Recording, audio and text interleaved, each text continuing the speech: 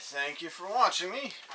I watched a debate on YouTube. It was a fairly old debate, but I'd only watched it recently. Here are my thoughts about it. Christopher Hitchens debated Tariq Ramadan. The question of the debate was, is Islam a religion of peace? This was close to the end of Christopher Hitchens' life. I can say that because he had no hair on top of his head, and he had hair on top of his head until he got closer to the end, because of, I'm not sure if it was the disease itself or the treatments for the disease.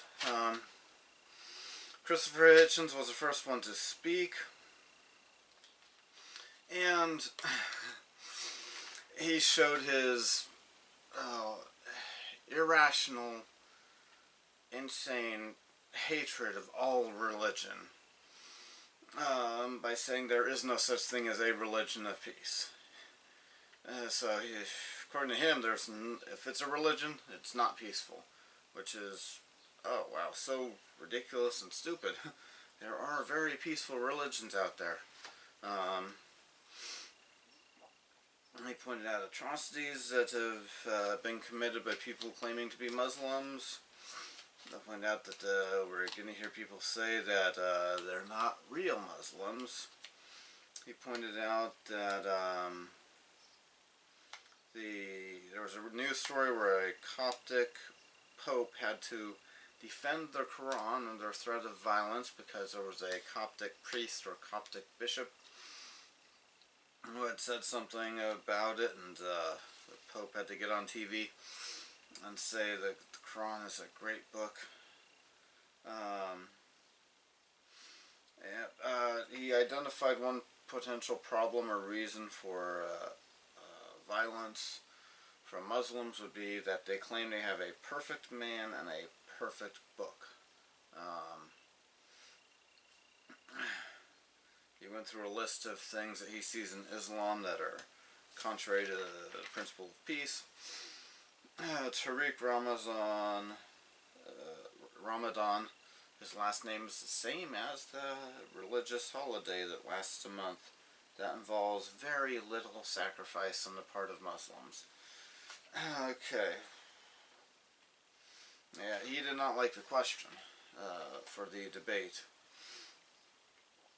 He claimed people are trying to be too simple about it, and that they try to look at philosophies as complicated things, but as religion as simple. They simplify religion and complicate philosophy. But no, it's a legitimate question. If there is a religion that does teach violence, it would be good to know. And I dare say that any religion that teaches violently forcing itself on others is not a religion that deserves any protections. Our founding fathers, when they wrote the protections for religion into the Constitution, were assuming that the religions that would be protected by it were not killing people, were not stealing from people, were not kidnapping people, were not forcing people to convert, but wanted to just live their lives and even convert people, but convert people of their own free will. Let's see. He said the question to ask is, do we have something that helps? There's nothing wrong with asking if something's peaceful or not. Don't have an irrational hatred of it like Christopher Hitchens and say stupid things like every religion is violent, because there's no... That's a stupid statement. Of course there are peaceful religions. Most are.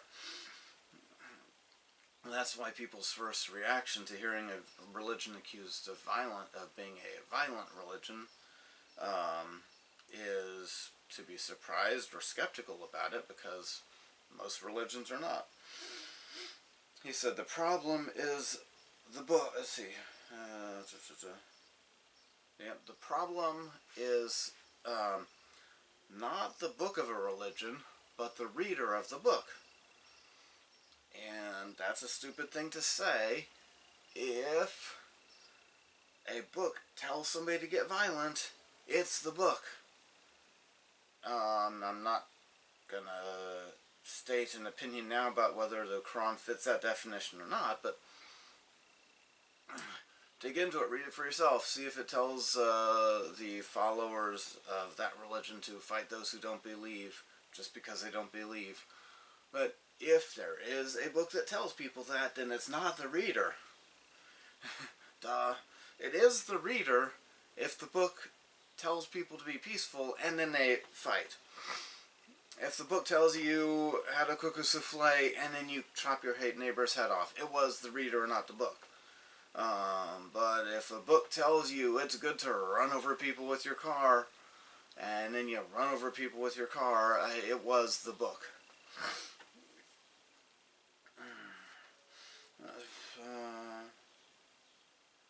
Yeah. He gave the definition of jihad is the inner struggle, and it brings peace. I have heard the truth about what jihad means. It means struggle. He claimed jihadis, violent people, are anti-Islamic, but never in this debate did he quote the Quran. If the Quran really does teach peace and is the solution, you should be able to rattle off a whole bunch of quotes from it. When Christopher Hitchens had a turn, he told that he agreed that the motion was not a good motion. He did not specify what question he would rather have the debate be about, but he was debating based on the question that was there.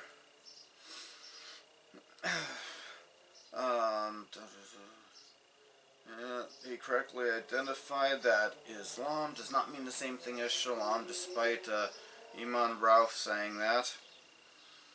And brought up the story about the Danish cartoons and the violence that happened because of Danish cartoons, and pointed out that there have been many fatwas on people's heads, and he said the best thing to have for peace in the world is a godless, secular constitution.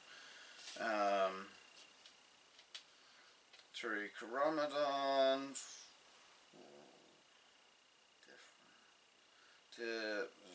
pointed out that there are scholars that have denounced the violence. I haven't heard much from them.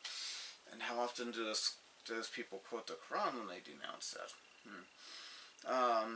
His claim about the Danish cartoons was that it was purely secular. All the violence in the Middle East he blames on secular, authoritative dictatorships. But I don't see how that's... It seems like a very weak claim to me. He didn't make a good case there. And...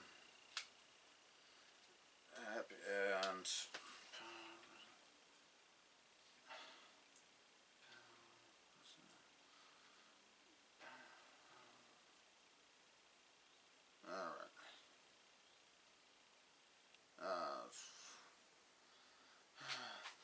And I guess there's not much else to say about it. I'm trying to give you a review, not every little detail.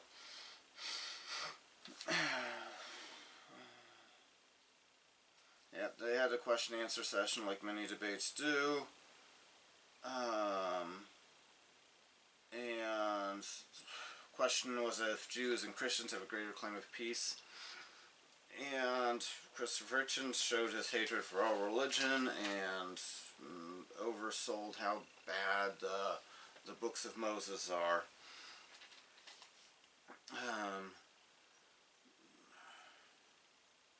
Tariq Ramadan ridiculously claimed, let's see, messenger for the text. Yeah, in the Constitution, the text does not authorize religion. They accused Bush of going into Iraq in the name of religion. Now, George Bush went into Iraq because he thought it was the right thing, not because he was there to conquer and convert.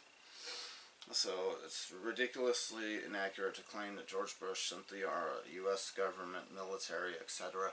into Iraq in the name of God. George Bush was a believer in God, and so he, prayed to God for success and things, and he tried to do what God wanted him to do. Christopher Hitchens pointed out there were many Christians against going into Iraq. He was for going into Iraq. Next question was, why are there no progressive Muslim majority countries? And Tariq Ramadan had no good answer. He claimed Turkey, but then Turkey, they're getting more Islamic with Erdogan. This was a 10-year-old thing before. This might have been before Erdogan. And the question, is there an acceptable interpretation of the Quran similar to the Torah? Jews have books called the Talmud that are like an official interpretation. Maybe not quite as important to them as the scriptures, but that's kind of an official interpretation. And Tariq Ramadan was not able to name like a book. Here's this one book that the majority of Muslims go by that gives us interpretations. He accused Muslims of ignoring traditions and classical interpretations. And people come to Islam with the headlines. I really doubt there are a lot of people that are joining Islam because of the violence, because of the headlines. I bet they're actually finding something. If they aren't, make a video where you show how peaceful the Quran is. But I bet they're finding things in the Quran that are violent, not just becoming violent Muslims because of headlines. He's claiming people are getting PhDs in Islam without studying Islamic philosophy. There was a question about whether Muslims intend for Sharia to be brought to the West, and Tariq Ramadan claimed no. Then he said something stupid.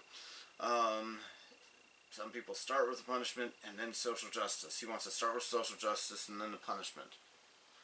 How do you start with social justice without a punishment?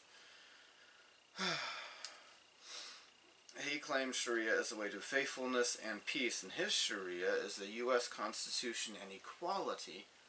But I read the Quran and see if it matches up. I've read through it a few times, and I see some discontinuity between the two.